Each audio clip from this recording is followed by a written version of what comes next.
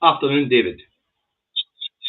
Hi, afternoon. Just mentioning that we got the super chats this morning on the Two Davies broadcast, and here we got Alistair straight away before even starting up. He says he's going to listen to us, right? Hey, Alistair, look how good looking we are as a pair of individuals, and you're just going to listen to us,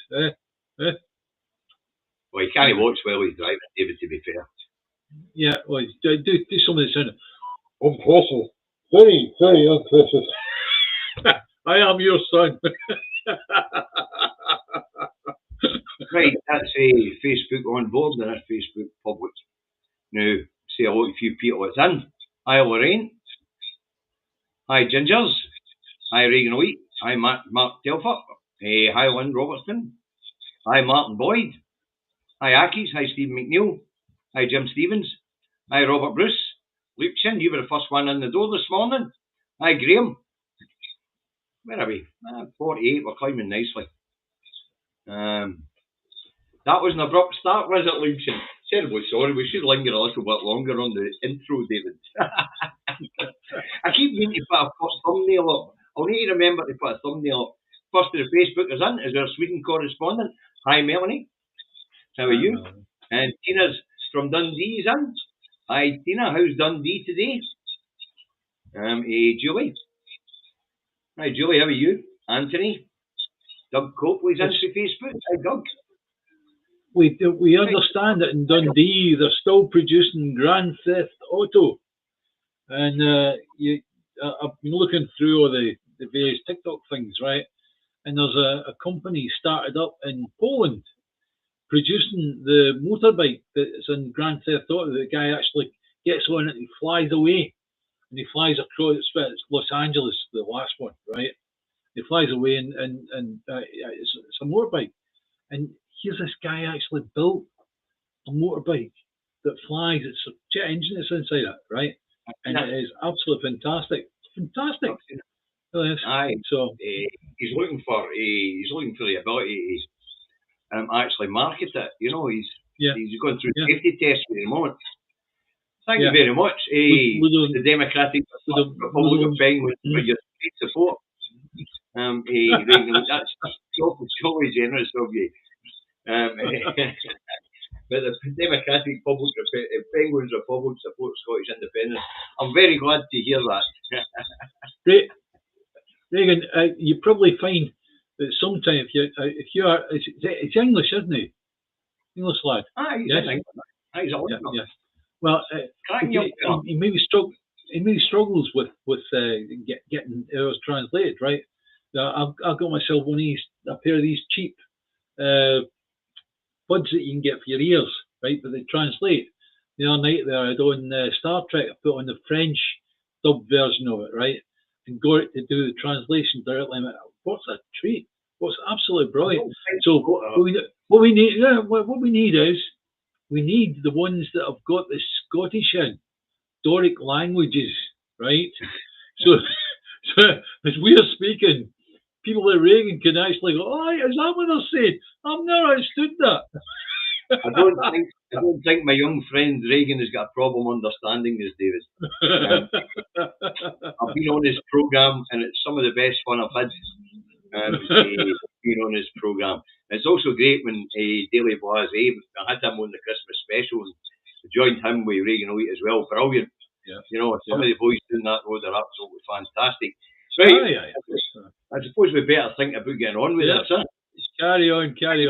Charlie Ford. We're not going to need to get into the substance of this because most people will know what's in the programme for government now. What we're going to talk about is how the opposition parties and the press have responded to Mr. Swinney's, I think it's his third programme for government in a year.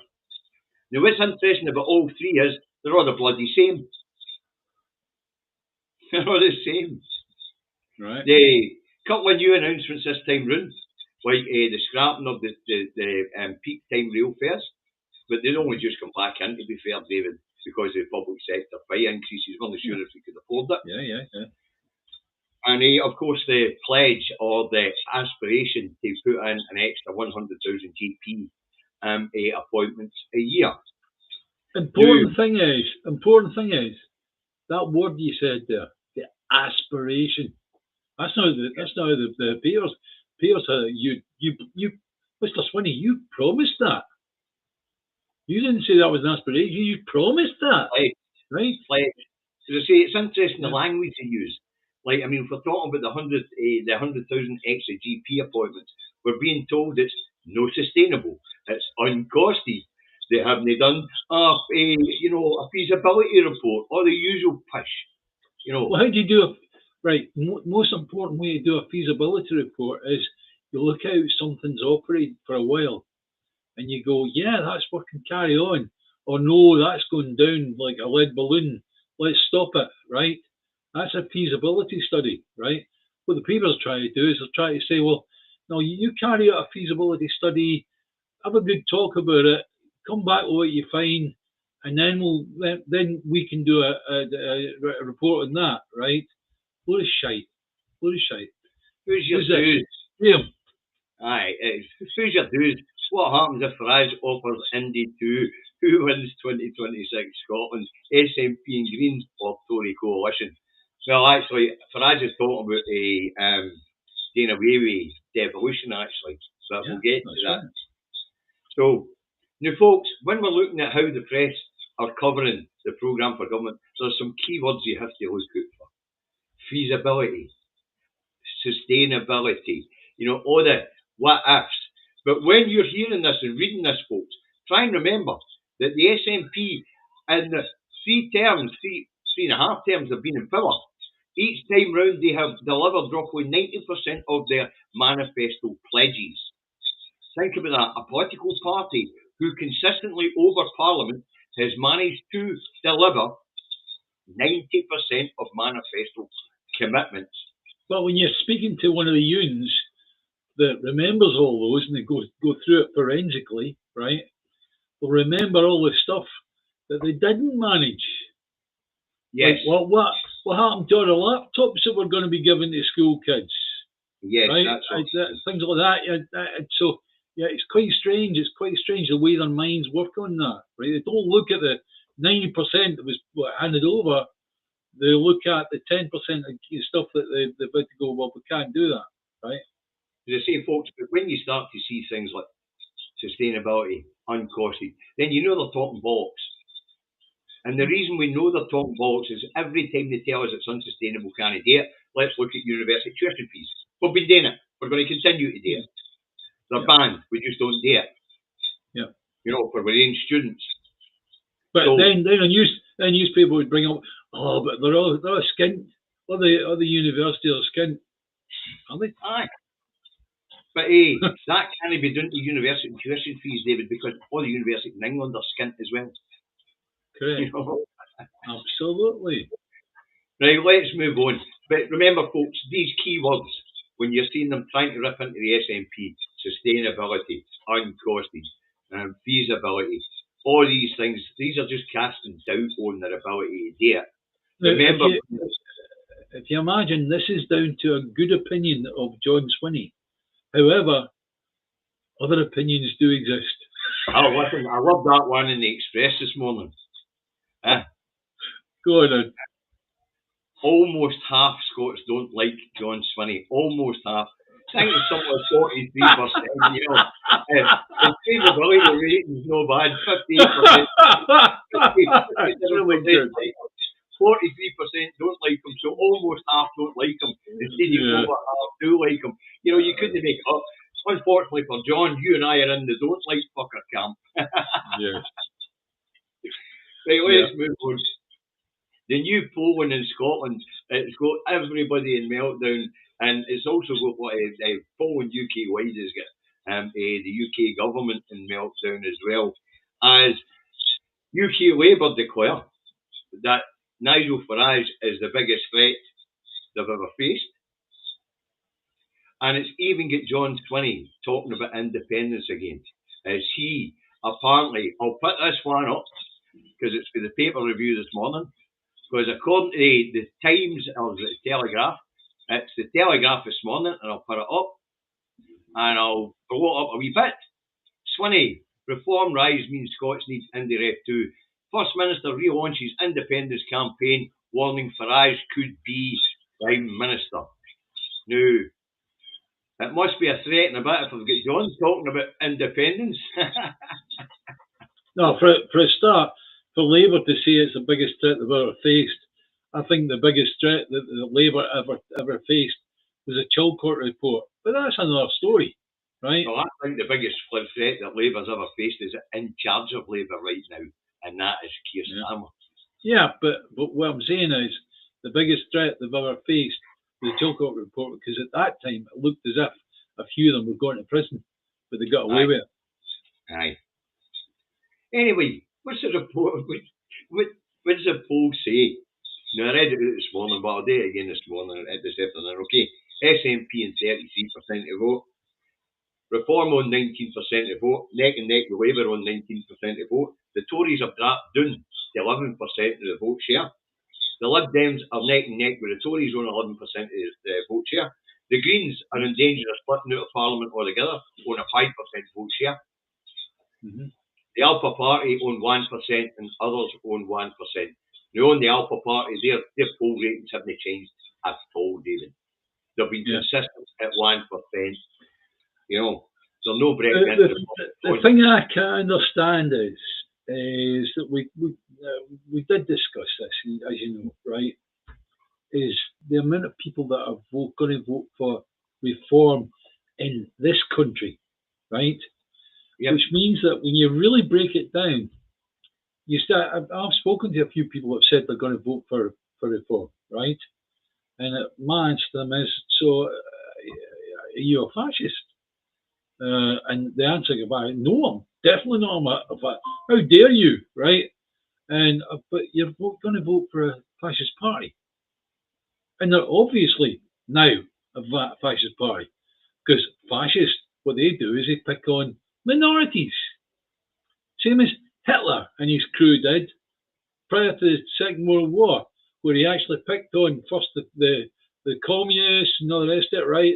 They kicked his head in, and then it was down to the Jews, and they literally had their way with the Jews. Dreadful, absolutely dreadful, right? I believe that's precisely what Farage is doing. Oh. He is settling on people that are coming into this country, right?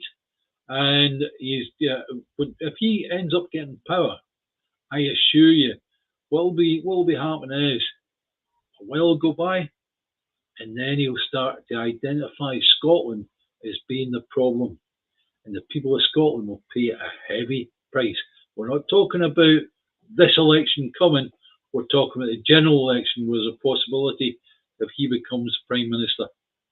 Well, anyway, it's good John shooting enough to get him talking about independence again. Now, why is John talking about independence again? Oh, my goodness me. Several answers to that, David. Which one do you... Right. Which one do you want? As far as I'm concerned, the reason why John is moving on independence again is because Farage is threatening to shut down the devolved settlements. And that would see John to jail. But we already had that with Nicola Sturgeon, where she said they're threatening to shut down the Parliament. Right? Yeah, but they backed off when she backed off. Sorry? They backed off when she backed off. It was always there. Nicola Sturgeon mentioned it a few times, right? And it's like we need to look at that in the round, and we need to look at what John Swinney's saying at the moment in the round. Fine. Here's the difference between Farage, the Tories, Labour, and Lib Dem. They're in power, they want to shut down a devolved settlement. They would need to put it in front of people as a referendum. Farage would just shut it down. That's why there is another answer. There's another answer that you might not want, right? But the other answer is I think that now enough people are saying to John in so many different ways, look, John, you don't get independence up and running. What's going to happen is you're going to win the battle next May, right? Win the battle means getting the majority in our Holyrood, right? but you're going to lose the war. So in other words, you win the battle, fine, great, hurrah, and then lose a battle, and you're not getting independence. Simple as that. Well, as I say, the threat of Farage is what seems to have got them talking about independence again. Whether it's internal party pressure, cabinet pressure, even public pressure, I'm not sure. But what I do know is it's Farage he's citing as having them. I think if anybody said directly to John Swinney, "Oh, is it Farage that's made you bring this up?" his answer would be, obviously being a politician, he would say, "No, not at all." Well, that's not the good music he's making publicly. Well, yeah. In fact, there could be. There's actually rumours that John's doing it deliberately to increase Farage's vote share, because the more they split, the Labour vote, the Tory vote, the SNP goes through the middle of the constituencies. All right. Okay. Right. Fine. I respect your opinion. That is opinion, David. Please be aware that an awful lot of people in Scotland are now saying, "Mr. Swinney, that's now a few times that you haven't bothered to push independence." And it's all very well saying when SNP do well, that's when things start to happen, right? What's going to happen? Are we going to get independence? What's your route to independence, Mr. Swinney? Do you have a route? Is there a plan? So the plan, you better start telling some folk. Well, anyway, so the polls allegedly got him rattled.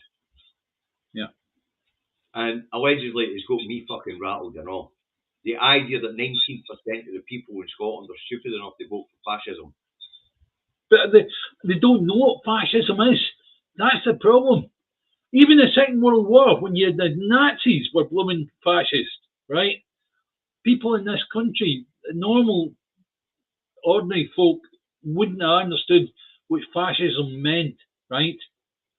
Because at that time they didn't know what's happened to the Jews, so, right? To be fair, David, at this point in time, the Labour Party in Westminster are fascists, using the principal measure of fascism, and that is they single out and target minorities. So what minorities have Labour targeted? They've targeted the pensioners, they've targeted the children, and they've targeted the disabled. That would make Labour at this point in time, by that measure, fascist. Labour and Tory are trying to reform UK, right? They're trying to be more. If you imagine, it's like the Emperor's clothes being on Reform UK. They're trying to wear the Emperor's clothes, which is all trying to look like Nigel Farage and co. Right? So therefore, you say to yourself, are Labour and Tory fascists? Yes, of course they are. Anyway, David, we'll need to move on because we're taking up nearly 20 minutes for the first two. And I don't care if it gets the point across of it's time for independence. That will be for our political masters to decide. Let's move on. CalMac have been re-awarded the contract to run the West Coast services. Now, David, you and I will probably know, but I don't know if our audience will. This has been a long-running saga, and it goes back a couple of years when the pro-union parties here in Scotland, including Labour, wanted a report done into whether CalMac should be privatised or not. So the SNP, being obliging, said, we're not going to do it, but we'll give you your report. Anyway, the report's come out, and it doesn't recommend privatisation at all. Well, I think when you look at CalMac and you look at the actual stats of how well they do, right? Yes. They're one of the best carriers of people on the water. Ferry services are on the water anywhere in the world. I think they rank 4th in the world, David. Yeah. So there you go. Last time we looked. Yeah. Anyway, CalMac, it's been recommended CalMac stay in public hands, but the report also recommends that it moves its focus. So it is going to move its focus. It's going to move its focus away from being a commercial service to being more a public service. Yeah. Which means the emphasis won't be on making a profit or breaking even. It means the emphasis will be on serving communities at a cost to the public purse, of course. But they're already a cost to the public purse. And as you've pointed out, David, it's already a very efficient service. Yeah. So there isn't much more in it except for a name change. The problem is that some bright spark will go, oh, well, we could do this for the community, we could do that for the community, we could do this, right? A guy like that should be taken around the back and happy slapped at least half a dozen times, right? Because all an idiot like that, prick like that, is going to do is add costs to a very efficient system. It's a nationalised service, and we do not need for there to be any additional costs applied to that. Right. Well, what I was going to say is because it was already a highly efficient commercial service, changing it to public service is just going to be a brand change. The downside of that, as you've pointed out, is there'll be some loony wanting to do something which won't be commercially viable.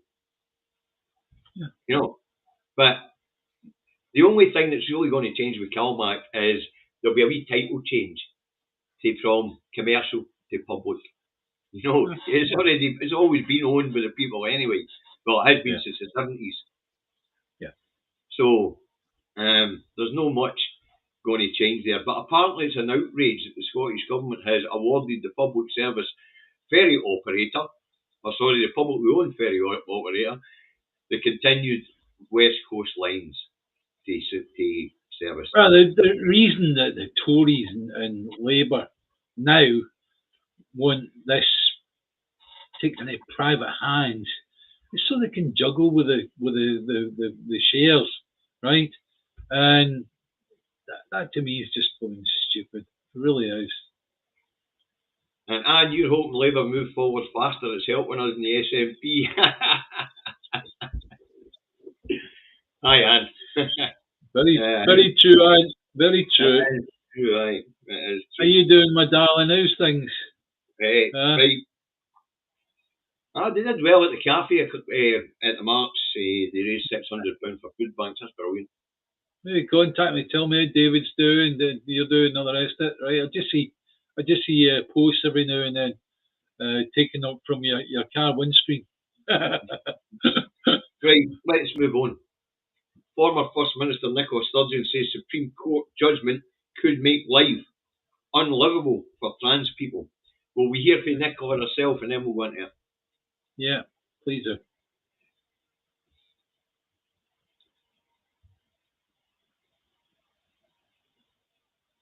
The question for me, and I think for a lot of people, is how that is now translated into practice. Can that be done in a way that, of course, protects women, but also allows trans people to live their lives with dignity? I think that remains to be seen. I think some of the early indications would raise concerns in my mind that we are at risk of making the lives of trans people almost unlivable, and I don't think the majority of people in the country would want to see that. It certainly doesn't make a single woman any safer to do that, because the threat to women, as I think we all know, comes from predatory and abusive men. So that's my view. Right. Now this one seems to keep rumbling along, David. Yeah, to be honest with you, Nicola yet again has knocked the nail on the head. Because of what's happened now, it's like life has been made impossible. And we talk about all the trans people throughout the UK. It's only 500,000 people, I believe. 500,000 people. You imagine 500,000 people, and it just makes life impossible. The moment they step out of the house and they've got to use public toilets or whatever, the life is just made impossible, right? And what Nicholas says is perfectly okay. It's correct, and that's the reason why this ain't over. It isn't over, not by a long chalk. It's not me who's saying that. It's not me who's saying that. It'll be the 500,000 trans people that are out there going, we can't live like this. Helen, this stuff will be all over the press tomorrow morning. I'll be covering it tomorrow morning. No doubt David and I will cover it a bit more on Monday. But this trade deal isn't comprehensive, and there will be still tariffs, and it will still be detrimental. But we'll get a wee bit more of that when we get down into the wider world, when we get to that section. Yeah, well, what they're trying to do is stop the Chinese export of their car, BYF, is it? BYF? BYG. And it's like, they're amazing cars for the price. There's one I was seeing this morning would rival any one of the 4x4 type cars, the big Range Rover Vogue or whatever, right?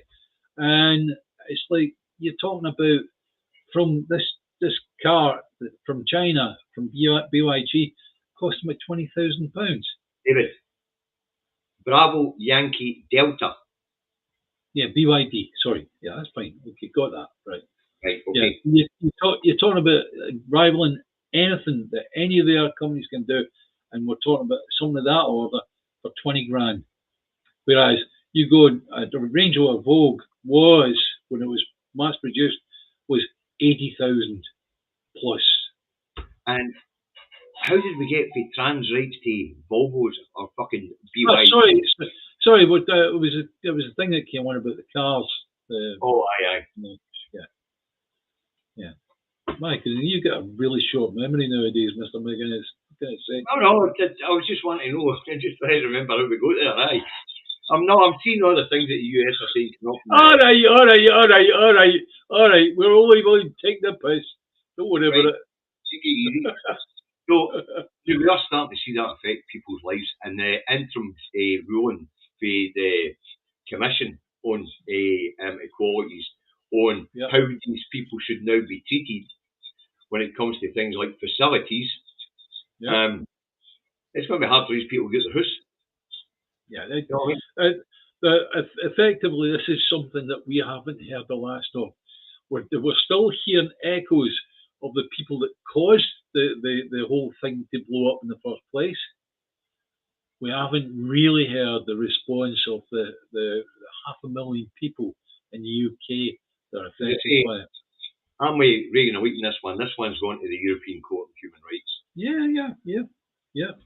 No, the European Court of Human Rights could overturn anything put in by the Supreme Court, Supreme Court in England. The best way to knock this in the head would be for Westminster to sit down, drag this bill off the shelf, and re-fucking write it. Before it goes that far. Yeah. But when we talk about fascism and minorities, this is another one. Yeah. So we've got Farage as immigrants. We've got the anti-trans lobby. The pensioners getting bashed. The kids getting bashed. And the disabled get bashed. We're well on our way down the road of fascism here, David. Well, people will be calling us fascists because we're against John Swinney. There's a minority for you. Well, not really. About 43% are against him, you know. you and I are just a minority in the party. Right.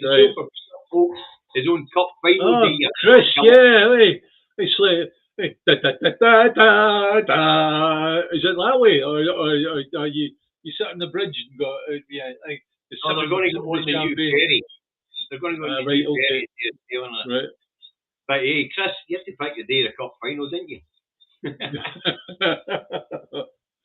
Silly boy. Anyway, don't mind. Right, anyway, I get sick in the fucking bath. I get seasick in the bathtub with me. Wait, don't you do this on the new boat? Make sure they've got plenty of TVs plugged in. Right, that's it. And Thomas is going to go to the NU, whoever the hell the NU is. on our human rights to run our country. You mean the right to self-determination, and I can understand the NU, but you must have been typed a wee bit fast there, laddie. They do, and that's the end of the news. There we are. The trans rights things, folks, if anybody think that's over, it's only just begun. It has only just begun. And expect these culture wars to continue. And when that minority has been defeated or they've won their rights back, look out for the next minority to get it. And look at which political parties are hammering which minorities. Yeah. Because fascism has been here for a long time. Yeah. We can go all the way back to Tony Blair and bashing the single mothers. Remember that man, David? Yes. There's always been the target, but now there's multiple targets, and that's a better sign that fascism is creeping round the corner. Yeah. So it is. Right. Now, a lot of fun set for the 13th of May, David. This ought to be interesting. And that is MSPs to vote on assisted dying bill here in Scotland. First Minister John Swinney has come out and said he's no for it, which is very brave. It's one of the very, very few wise moves politically that I've seen John Swinney do, right? Now, why would he?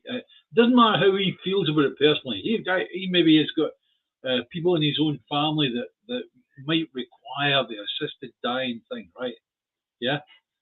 But to be honest with you, it is something that he doesn't need in his life at the moment.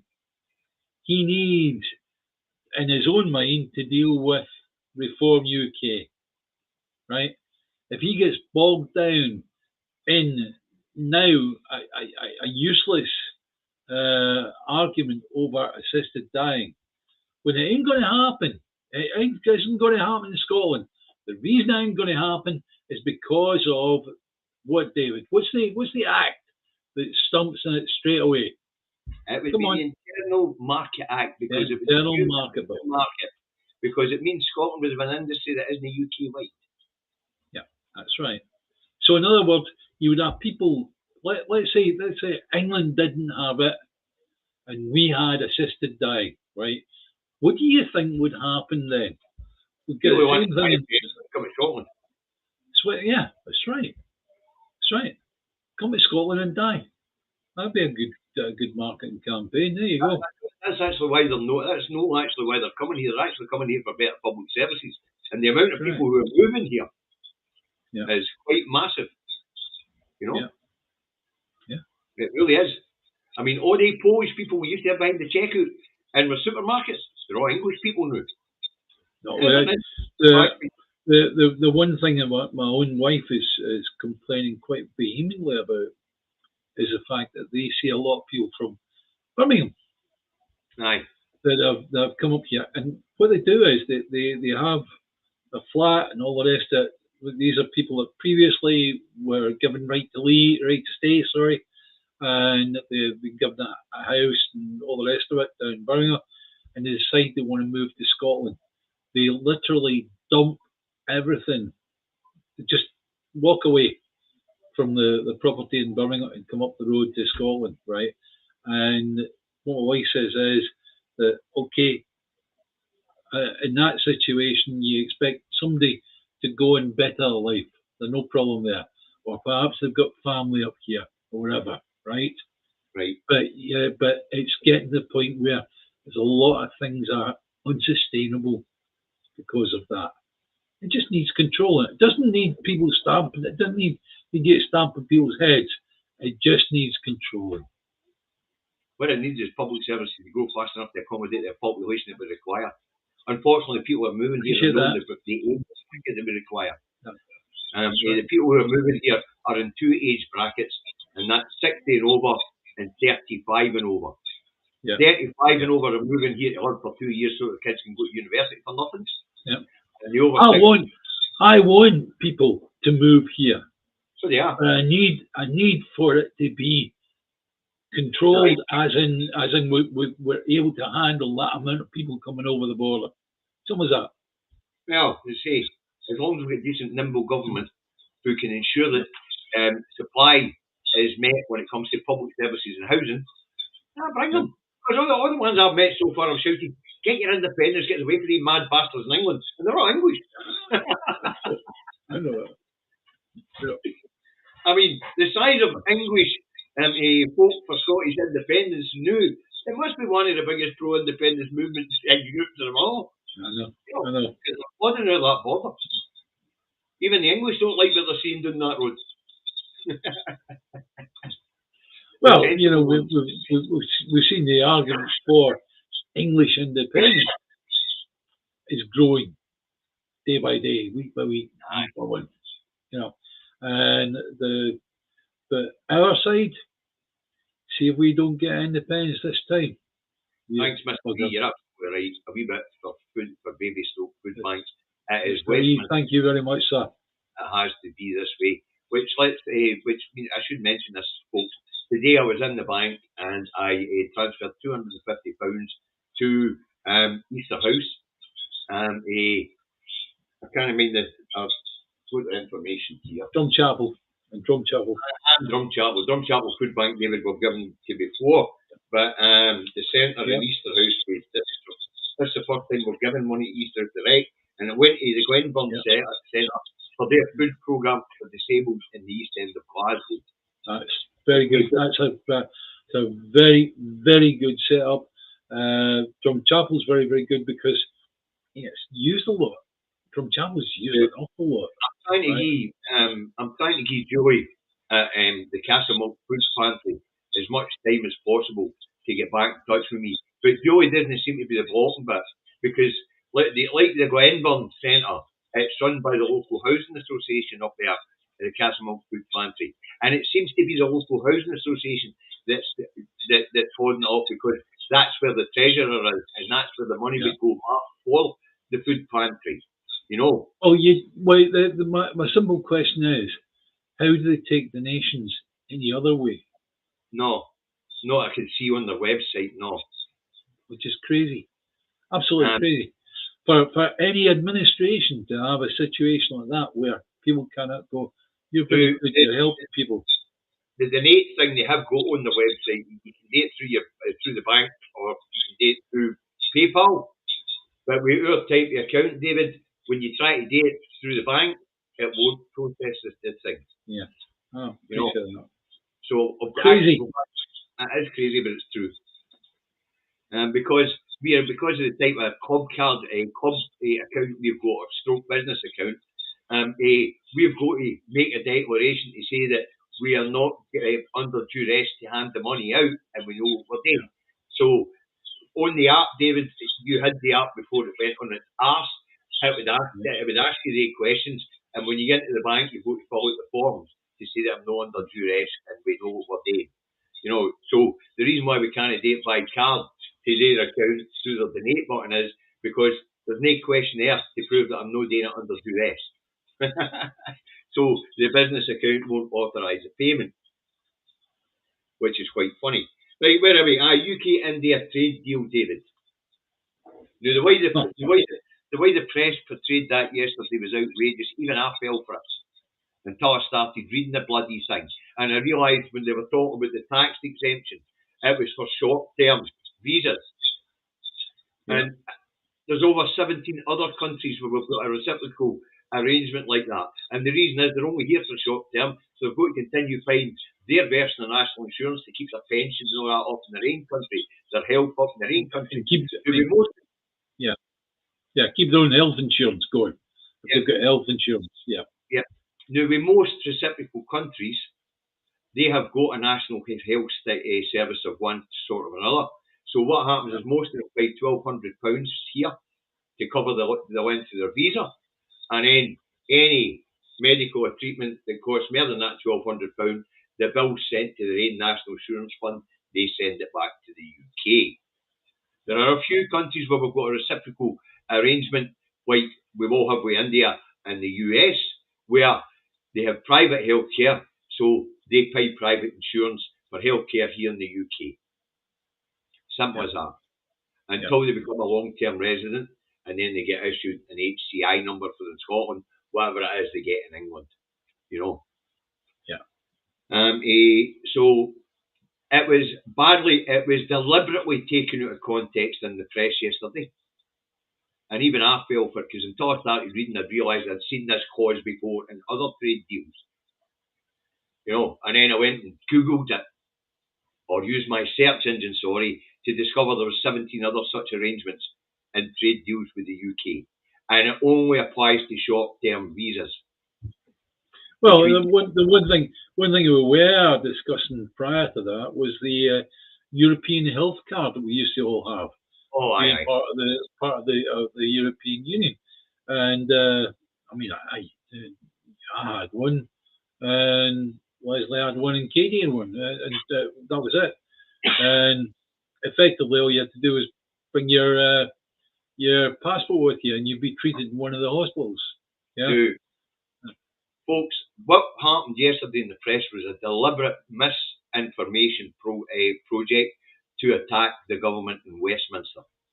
Now, I don't mind attacking the government in Westminster, but to give out false pretenses to the public. As I say, it even got me when I read the headlines, until I realised when I started reading, because you know me, David, I would then dig the fucking trade deal out and have a look at it.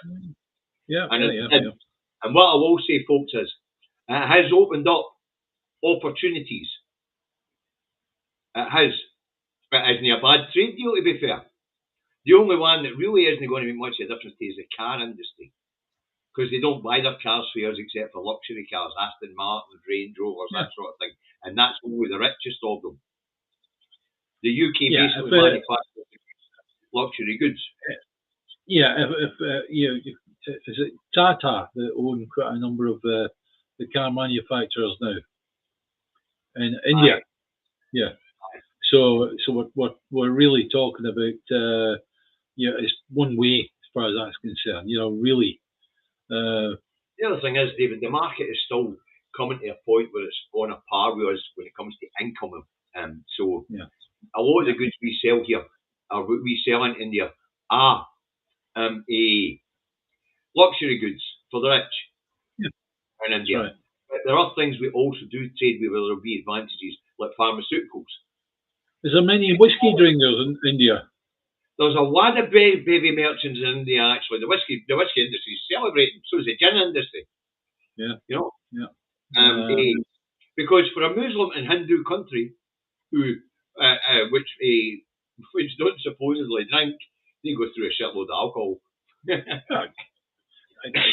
Dubai, I've been to, they have over 2,000 pubs in Dubai, and they do rather well. I used to really enjoy the Irish village in Dubai. That was really good.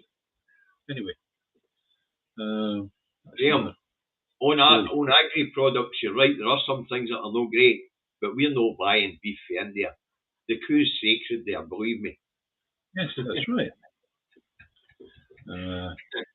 But so actually, David, there was an awful lot of misinformation yesterday, but that direct attack on the visa scheme, it was attack on a very, very small portion of the visa scheme. If they wanted to attack the visa scheme, they should attack the limitations of or not of the visa scheme. No, that particular section which only pertained to visas that were there for 12 months to 3 years. So they're doing things like that. You've got to see yourself, the person who did that, the journalist, it's this form of propaganda. Of course it is. That's exactly what it was. All the papers yesterday took this small section and weaponised it against the Labour Party. But when you get into it, and as generally they get into these things, David, it takes me a wee while. Because I've got to A, know what's happened, B, then go find the PDF file. I did put it up in the programme this morning. At that point, I was reading all the different sectors and their impact reports on the trade deal, and I have to say most of them were favourable. Right? As far as the Labour Party is concerned, right? It's like this is something that's all right, and it's all right. The Labour Party, we get plenty more in them. We don't have to go at them on everything. Simple as that. Yeah. Spank the monkey. Most of India is vegetarian, so the UK ain't going to be selling much meat there, especially not beef. You're right, spank monkey. By the way, did your brother Bash the Bishop find you? Some parents you've got, your brother's called Bash the Bishop, and you're spank the monkey. Anyway, your brother was asking about you. I said you were doing the zoo spanking monkeys, all right? Yeah, it's the euphemism team. Right, anyway, let's move on. Potential American trade deal. Well, apparently it's been announced, David. We can't really talk about it, but what we're hearing so far is that they've dropped the tariffs on steel and aluminium down to 10% and on cars down to 10%. Don't know much more about it at this point in time. What we are being told is Donald Trump says it's a comprehensive trade deal and the UK press is talking it down. That I can tell you because I was listening to it. I don't have details on it in front of me at the moment, right? But I bet you penny a penny, it's like Trump have sold us a pig in a poke and made it look like, oh, here we are. This is it, guys. Apparently the UK is still as a pig in a poke because Graham Essence wasn't talking about India. He was talking about a reciprocal deal with a market with the US, meaning that their beef's going to hit our shelves. Now, the best way to stop them shipping their beef here, folks, is not to buy it. Yeah, that's right.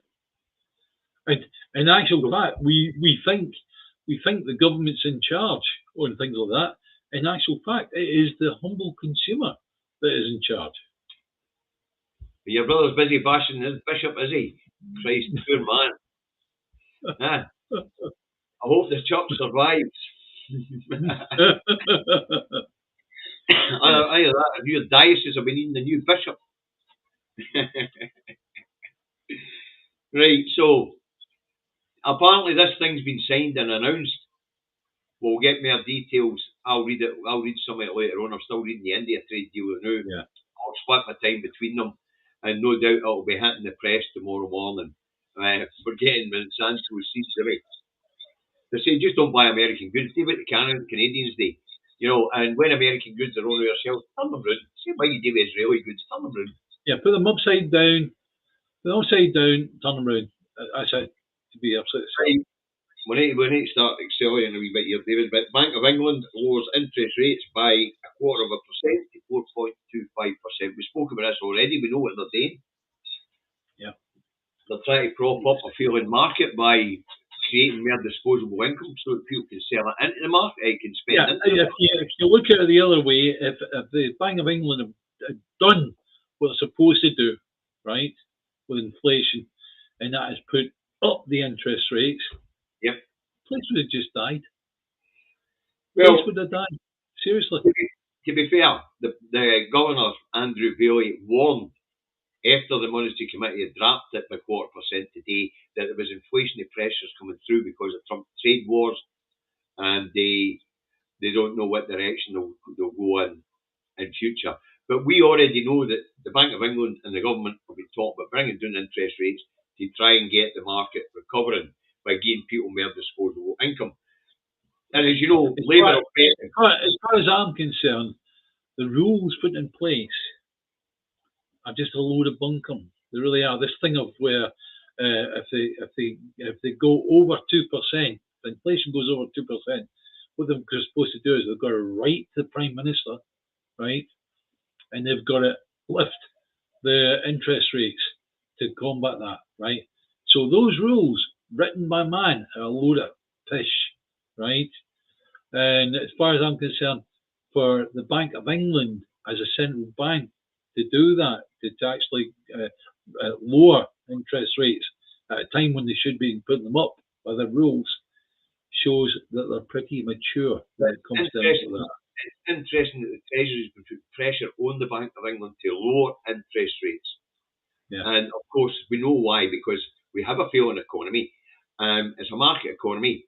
It would appear the idiots have realised that you've got to put more money in people's pockets, but they've also bet the house on people feeling better off at the 2029 election. If they don't, then the whole thing sinks badly. And you end up in a situation of hyperinflation. And if you ever want to learn about that, go and look up the German, what's it called again? The Weimar Republic. That's the one. That's the one. Just as well you've got me here to remind you, Olden. Are these yours? Right, let's move on to Brexit. Let's move on to Trump's Brexit. Have you been seeing what's going on in America? And we were worried about our supermarket shelves getting less choice. Their supermarket shelves are fucking empty. No, the thing about it is, right, the Americans made great of the old USSR, where the supermarkets been empty, the shelves been empty, right? I can imagine that Putin has got blooming camera crews out there showing American supermarkets being empty, the shelves all been empty, right? Seriously, they are tit for tat. Putin goes, fucking guys now. David, some of the people in this audience are no old enough to remember the Cold War. But anyway, to the poor people of America, I feel sorry for you, because in actual fact, this is worse than we've ever experienced. Aye, that was worse than Brexit. It's ridiculous, man. All the big supermarkets are telling them we're going to be out of food by the end of the week, in the next week. Imports from China are down 60%, and that's impacting every industry, from logistics to manufacturing, the lot. The agriculture section industry in America is dying on its arse because China's stopped buying agri products from America. Yeah. As I say, logistics, truck drivers and dockers have been laid off left, right and centre because it's not just China goods are not coming in for. Other countries are looking at the tariffs and saying, we've said that America's paying the tariffs. Problem is, people in America are not buying in for abroad right now because they can't afford the materials. Well, I hope this includes, is one thing I haven't looked at is separately, is the American stock market, New York Share Exchange, right? Basically, but you know, like they all celebrate the bum bum bum bum bum bum, starting up and end at the end of the day, you know, it's all right. I bet you there's a lot of them going home, right? Where's that gun? I fucking use it. No, David, there's nobody there anywhere. It's all done in offices. It's all done on the internet. There's nobody in them. There's nobody in any of these places anywhere. Last time I saw there was a few people on that floor. Or is it just the people on the gantry? They were only monitoring the data centre, David, that's all. they were only make sure the internet was plugged in, you know. This is where the coffee shop is. We're going for a coffee for, what you're talking about, David. What they noticed was, see the people who were nearest, the brokers that were nearest where the old stock exchange used to be. They were getting the data coming out of the stock exchange a microsecond before the people published. It's what do they call it? What's the farming they call it? They call it. It's where effectively they are producing switches that are fast enough so that they've got maybe a few microseconds advanced knowledge of something before something else, and that's how they're making money. Aye, but anyway, Trump's Brexit is worse than the Brexit because he's really fucked it. Imports into UK, imports into US ports are way down, and all industries dying its arse rather than being returned to America.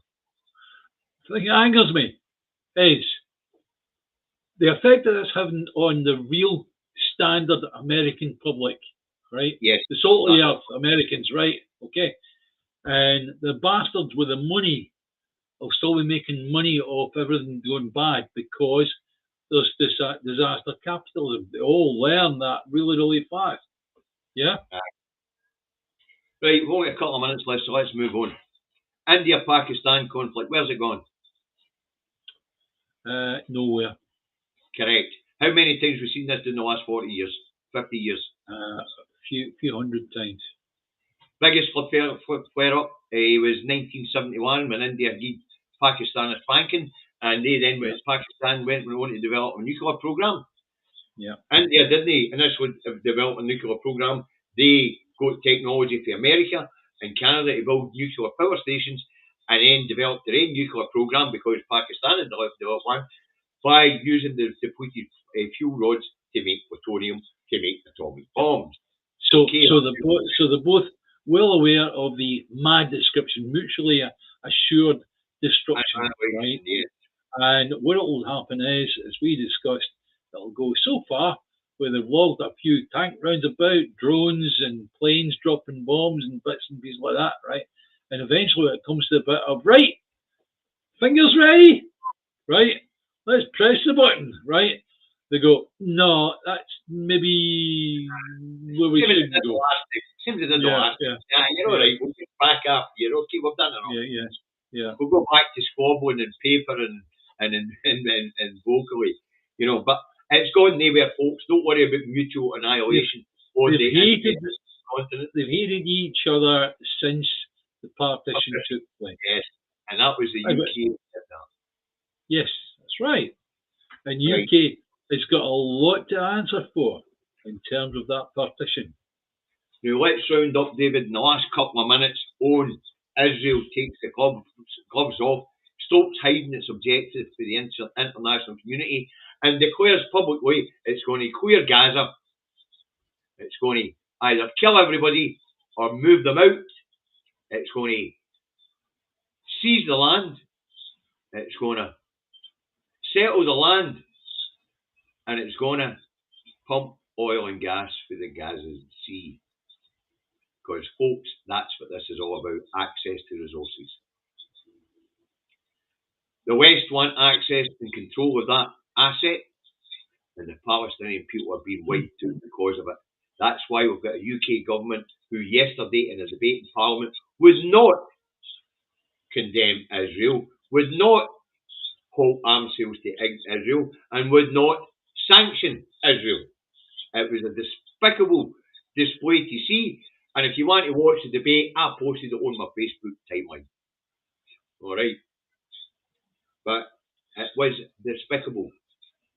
I hope and pray, I really do hope and pray that in a relatively short period of time, we've got British politicians up in front of the International Court of Justice in The Hague on this, these particular items where we're talking genocide and supporting genocide. Yep.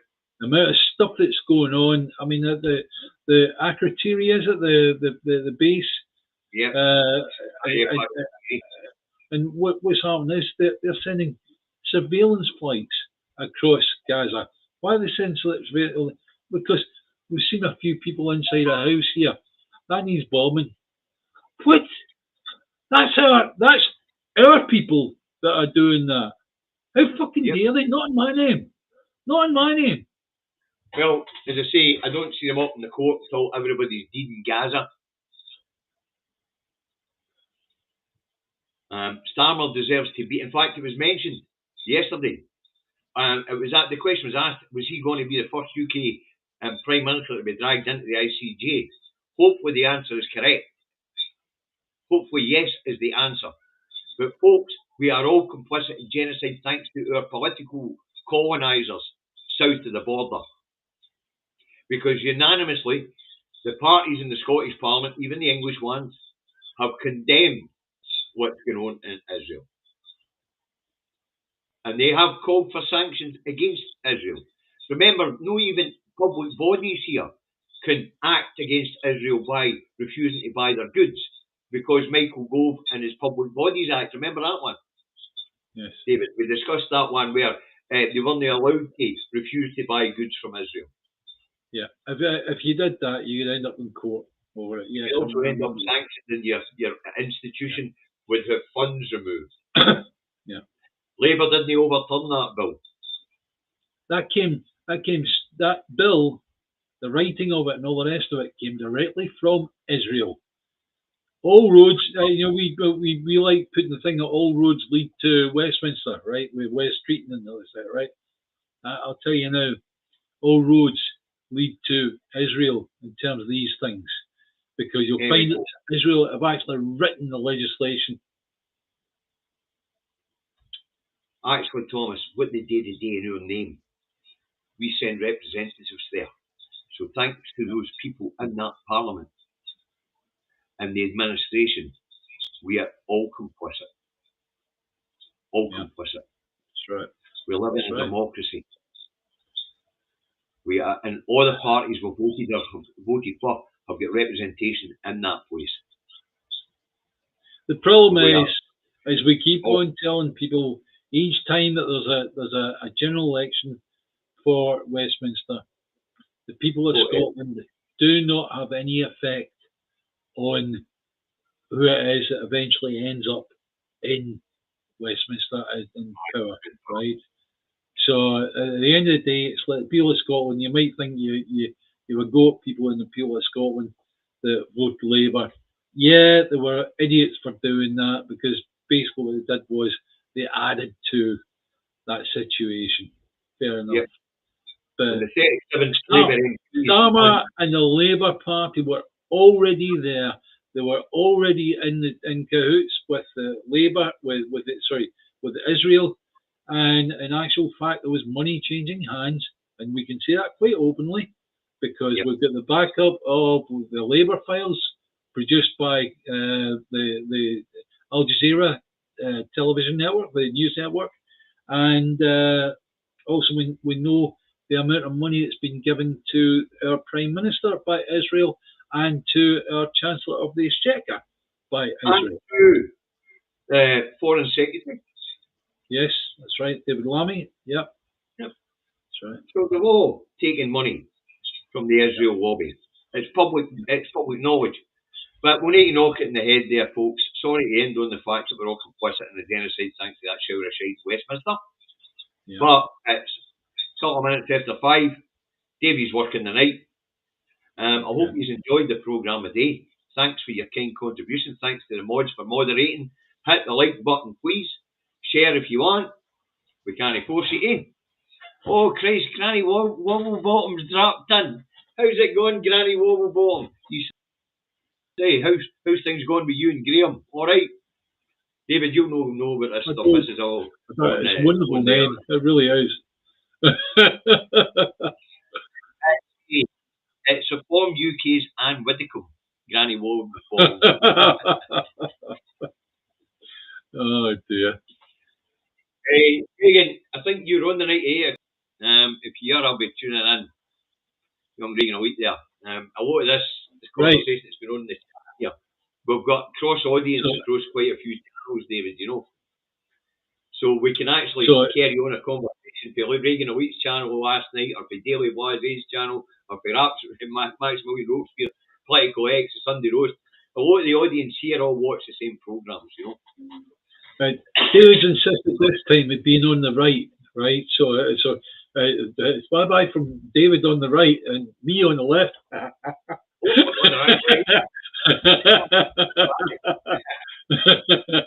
Right, I'll see you tomorrow morning, folks. Regan a week, 8 p.m. Yep, I'll be tuned in. I'll be at work. Regan a week. Bye, guys. I'll be back tomorrow morning, 10:30. Don't be late. You're on the naughty step. David and I will be back Monday, unless we think there's something that needs a wee extra programme. Then I'll kick him up with a hookie and hopefully get him off his fucking hookie and get him on here for 10 minutes. Bye for now, Mr. Milligan. You're rotten to me. You really are. Honestly, you're my best pal. You're fucking rotten to me at times. Anyway, I would listen, if we need to do an extra programme, you're not going to phone me and say we need to do an extra programme. It's going to be all about you. I'll catch you later.